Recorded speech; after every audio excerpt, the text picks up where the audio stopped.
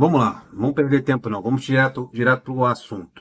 Site Trivela, reportagem do Diogo Iwata Lima e Caio Blois.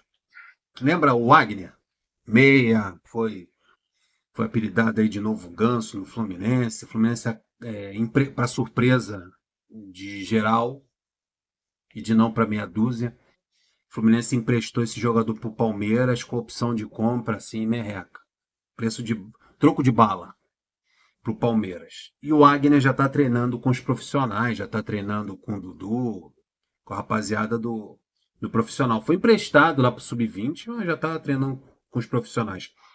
Vamos entender o que está acontecendo nisso aí, que é muito estranho esse empréstimo do Wagner para o Palmeiras.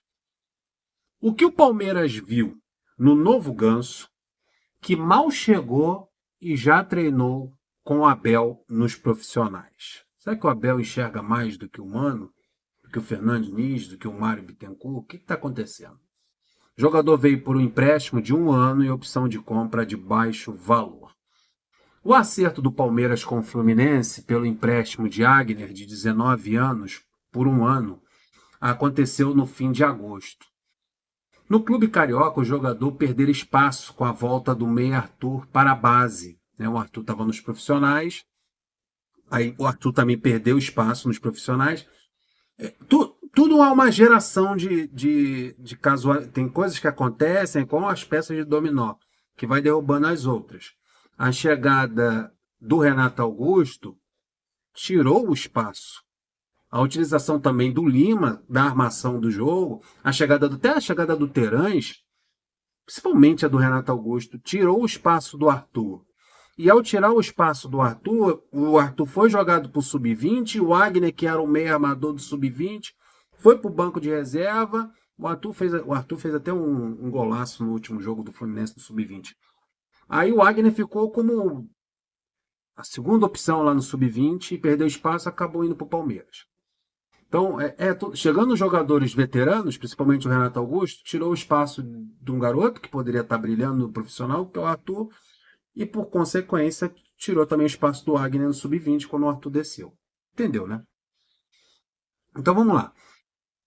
Perder espaço com a volta do meia Arthur para a base, uma das principais promessas de Xerém, e mal vinha sendo aproveitado no Sub-20. Vamos lá. Pela altura, por jogar com a camisa 10, jeito mais cadenciado de jogar e habilidade acima da média, além de ter vindo do Fluminense, o meia é visto como uma versão mais jovem do Paulo Henrique Ganso. Daí também tem um trecho aqui, mas o Palmeiras sabe porque buscou sua contratação. E com a opção de compra, olha só, compra de baixo valor para sua aquisição em definitivo, US$ 1 milhão, cerca de 5,5 milhões de reais por 50% dos direitos econômicos. É isso que o Palmeiras precisa pagar no final de 12 meses de empréstimo do Wagner. 5,5 milhões de reais. Que a tia Leila deve gastar isso no cabeleireiro. Então, é isso que custa, que vale, na visão da diretoria do Fluminense, o Wagner. Vamos lá. A diretoria e o scout das categorias de base do Palmeiras veem no meia um jogador pronto, de muita qualidade técnica. Isso é o que o scout do Palmeiras enxerga no Wagner. Que não, o Wagner, na visão deles, não precisa ser trabalhado em demasia para logo se adaptar e disputar um lugar no time de sua categoria. Ele não precisa perder tempo, vamos assim dizer, no Sub-20. Já está quase pronto para o profissional. Wagner, em tese, tem ainda 2025 inteiro na base. Pela idade dele, tem 19 anos e ainda tem um ano de 2025 todo para jogar no Sub-20. Mais um treinamento na semana passada deu um sinal diferente para a diretoria palmeirense. No Rio de Janeiro, gerou surpresa. No Rio de Janeiro, para alguns não. Para uma galerinha aí, achou isso completamente normal. Vai ganhar minutagem no Palmeiras. No Rio, gerou surpresa o fato de, poucos dias depois de sua chegada, ele já ter treinado com os profissionais do Palmeiras, já no dia 5. Ainda sem nem saber o nome dos colegas do Sub-20. De uma hora para outra, ele já estava disputando lances com Dudu, Aníbal Moreno, Veiga e companhia, sob os olhares do Abel Ferreira. Afinal, o Palmeiras vive uma fase absurda de acertos no trabalho com jogadores da base, jogadores jovens. Danilo. E o Palmeiras, ele sobe os caras mesmo, com 17, com 16, já bota no profissional. Danilo, Hendrick, Luiz Guilherme, Estevão, Vitor Reis, e também foi o que mais chamou a minha atenção, e que mais me deixou surpreendido, um clube que revelou Danilo, Hendrick, Luiz Guilherme, Estevão, precisar de um jogador da base do Fluminense, né? Eles não formam tantos bons jogadores, né? Por que esse interesse? Fontes ouvidas pelo Trivela já reclamam nas Laranjeiras, né? Fontes do Trivela já ouviram que há reclamações nas Laranjeiras de que a transferência, em especial nas condições em que aconteceu, foi um tiro no pé do Fluminense. Lá nas Laranjeiras, boca miúda, o pessoal acha que esse empréstimo foi um tiro no pé. Claro, meu amigo. 5,5 milhões de reais, $1 milhão para um jogador desse nível, por 50% dos direitos econômicos, já é um tiro no pé. Tem que passar muito pano para aceitar isso. Tem que ser muito cara de pau, e muquirana, e pilantra, para achar isso normal. Isso não é normal. Não tem cabimento. E não há cobrança, ninguém vai cobrar. Ninguém vai exigir isso, ninguém vai chegar. Não tem ninguém do Conselho Deliberativo que chegue no presidente e pergunte: pô, onde é que vocês estavam na cabeça? O que vocês têm na cabeça para emprestar um jogador de 19 anos para o Palmeiras, um time rico, com opção de compra na casa de $1 milhão? Estou de brincadeira. Aí tá lá o Renato Augusto não joga, o Terãs não joga. Tudo custou caro, tá custando caro, tá pagando salário para essa gente. E tem um moleque na base que tá lá no Palmeiras, já tá treinando com os profissionais. Daqui a pouco vai ser utilizado, irmão. Daqui a pouco o Abel Ferreira, ele não perde tempo. Daqui a pouco o Agri tá jogando num time profissional. Então, nas Laranjeiras, segundo o Trivela, já boca miúda lá, o pessoal já tá falando que foi um tiro no pé do Fluminense. O Agner perdeu espaço quando chegou ao Sub-20. Vamos lá. Agner era considerado uma promessa no Fluminense, ao menos até o Sub-17. Seu ano de 2022 foi muito bom. Mas próximo ao ataque, marcou 15 gols e se tornou mais um destaque no clube na geração de Arthur. Antes considerado a grande joia do Fluminense. Então, teve algum momento ali em 2022 que o Agner começou até a ofuscar o futebol do Arthur. O jovem, entretanto, sofreu na transição para os juniores. Isso porque o meia, dentre outros atributos técnicos, se destacava também pelo porte físico, alto e forte, hoje com 1,87 m, 78 kg. Agner tinha também essa vantagem. Então ainda tem isso. O Abel Ferreira deve estar lambendo os beiços. No Sub-20, a força se igualou e um pouco menos intenso que a categoria, ele parou de se destacar, né? Deu uma estagnada lá no Sub-20 do Fluminense. Agner estava no lugar certo e na hora certa no Palmeiras.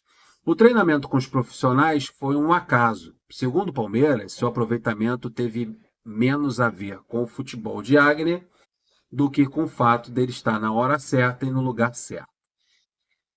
Como não fora convocado para jogar pelo Sub-20 no fim de semana, o reforço treinava com outros jogadores na academia do Palmeiras, quando recebeu o chamado do Vitor Castanheira, o auxiliar do Abel, que responde pela ligação da base com os profissionais. É o cara que faz um intercâmbio ali da base para os profissionais. Mas segundo o que o Trivela apurou, seu estilo de jogo não passou despercebido. Passou despercebido nas Laranjeiras, lá no CT, no Fluminense, mas no Palmeiras não. Né? Não tem esse... O cara tá lá no lugar certo, na hora certa. O cara foi lá, saiu do profissional, olhou no Sub-20, olha esse moleque aqui do Fluminense. Também tem outras coisas fora que podem ter acontecido para que isso tenha sido facilitado, e puxou ele para os profissionais. Então foi isso, chamou, treinou lá com os profissionais, agora é esperar o prejuízo no final do empréstimo. Só a saída do Fluminense causou certa polêmica nos bastidores do clube. O Trivela apurou que a diretoria tomou a decisão com convicção. Isso porque os últimos 2 anos do jogador foram sem destaque em Xerém. Então, os 2 últimos anos dele não foram um destaque, isso foi o suficiente para liberar ele dessa forma. Eu acho que deveria ser o conjunto, né?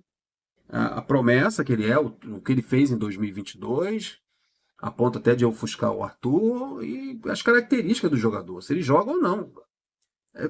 Essa idade de 19, 17, é o que acontece com o Esquerdinha, até com o próprio Arthur. São momentos de oscilação. Tem horas que o cara tá bem, tem hora que o cara tá mal. Cabe à diretoria saber filtrar isso. Não liberar dessa forma como liberou. Em 2024, ele passou a frequentar mais o banco de reserva que o time titular, principalmente em jogos decisivos. Ok.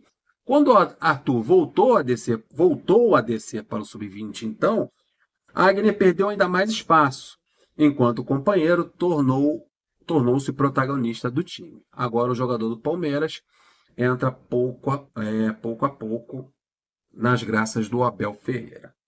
Então é isso. O Arthur, resumo da ópera. O Arthur está no sub-20, sem aproveitamento nos profissionais, e a gente fica na espera do Renato Augusto, do Terãs, fica torcendo e pedindo a Deus em orações para o Ganso não se machucar ou não se receber o cartão amarelo. Fica na expectativa do Marcelo, seu substituto, em alguma necessidade. Também o Marcelo não está machucado e ser improvisado no meio de campo, que não é a posição dele. Porque se depender de Renato Augusto e de Terã, a gente está ferrado. É isso aí. Então é isso aí. Boa sorte para o Agner lá. Certamente, após o empréstimo, ele será comprado pelo Palmeiras. Paciência, né? A gente que aguente isso. O Fluminense não vê erro para anulação pedida pelo São Paulo. A diretoria do Fluminense, né, um comunicado, disse que se fosse assim, toda rodada teria jogo anulado. Vocês sabem muito bem que o São Paulo está pedindo a anulação do jogo, por causa daquele lance lá, do Caleri. Uma coisa, isso não vai dar em nada, né? Não gosto nem de perder tempo com esse tipo de assunto, porque não vai dar em nada, o jogo não vai ser anulado, é só uma encheção de saco. Porque como a diretoria do Fluminense falou, se fosse assim, toda rodada teria jogo anulado. Porque toda rodada acontece um lance de um árbitro mequetrefe que prejudica o time X ou o time Y. O Fluminense cansou de ser prejudicado nesse Campeonato Brasileiro. Se fosse pedir a anulação de todos os jogos que o Fluminense foi prejudicado, cara, o Fluminense ia ser mais apelidado de tapetão ainda do que já é. Isso, engraçado que a imprensa não fala nada disso do São Paulo, né? O São Paulo não é time do tapetão, não é time que vai na justiça, que tem presidente advogado, nada. Mas se é o Fluminense que pede a anulação de uma das partidas em que ele foi prejudicado, porra, meu amigo, encheu o saco.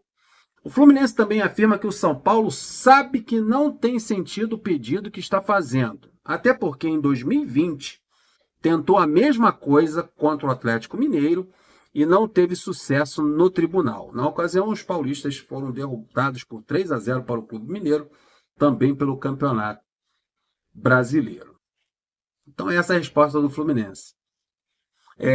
Do Mário Bittencourt, né? Tenho 25 anos de experiência na justiça desportiva e posso afirmar que não existe qualquer fato ou fundamento jurídico que justifique essa medida ajuizada pelo São Paulo.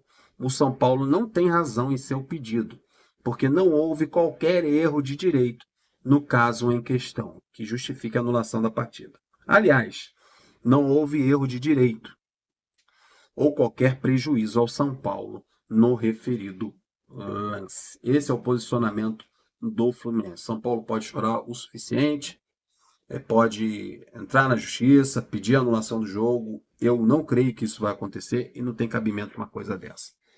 Chora na cama, que é lugar quente. Ou no chuveiro, para ninguém ver as lágrimas caírem ou rolarem. Fluminense.